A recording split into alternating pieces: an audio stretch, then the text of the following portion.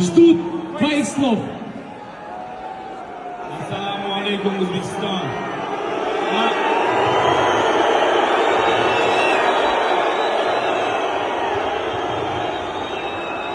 Men uchun kelganlar bor. Sizlardan kechirim so'rayman. Men bitta narsani aytamanki,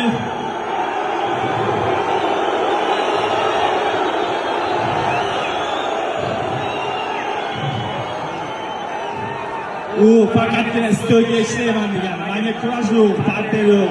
Meni yaxshi bilasizlar.